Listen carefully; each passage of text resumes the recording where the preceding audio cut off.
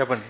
Sir దీనిలో చూస్తే కనుక ఆటోలో మీరు నలుగురు ఇదంతా నిబ్బిలాగా కొంచెం చిల్లర గ్యాంగ్లా అనిపించారు స్టార్టింగే.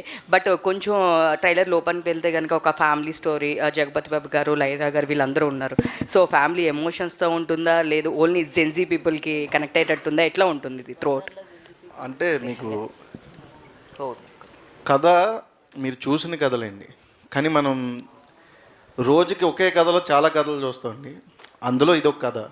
మీకు సినిమా చూసిందని చెప్పి మీ ఇంటి పక్కన ఒక కథ జరుగుతూ ఉంటే, లేదా మీ పక్కన మీరు చూసిన కథే, రెగ్యులర్గా చూసిన కథే, కానీ కొత్తగా ఉంటుంది.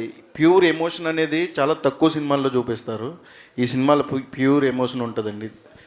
సుమంత్ గారు చెప్పినట్టు హీరో మధ్యలోకి వెళ్తాడు, బట్ ఎమోషన్ ఎప్పుడు కూడా డాటర్ అండ్ ఫాదర్ది ఎమోషన్ అనేది చాలా స్ట్రాంగ్ ఉంటుందండి. బట్ అది కొన్ని సందర్భాల్లోనూ చూపించగలుగుతారు. బట్ ఈ సినిమా చూసిన తర్వాత కూతురున్న ప్రతి తండ్రికి తండ్రిని ఇష్టపడతాడు, తండ్రి ఉన్న ప్రతి కూతురు తండ్రిని ఇష్టపడుతుంది. అందంగా రెండో ఒకటి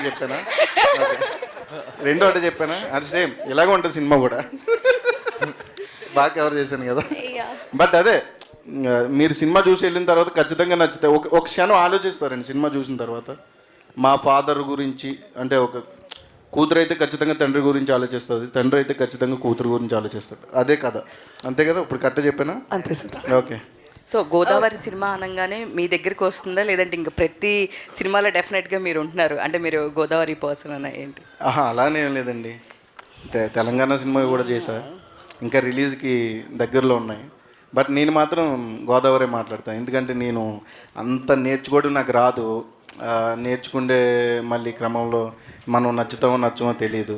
సో నాకు వచ్చింది మాత్రం నేను చేసుకుంటూ వెళ్ళిపోతా. అవసరమైతే ఒక డైలాగ్ వేయించుకుంటా, ఆంధ్ర నుంచి వెళ్ళగొట్టిన తర్వాత తెలంగాణకు వచ్చేవరా అని. సుమంత్ ప్రభాస్ గారు, అంటే ఇక్కడ అంతా గోదావరి మొత్తం వెనకాల బ్యాక్గ్రౌండ్ కానీ అందరూ చాలా బాగుంది. అక్కడ నెల్లూరు అయినా ఇంకోటైనా స్లాంగ్ అయినా అందరూ బాగుంది. బట్ హీరోయిన్ని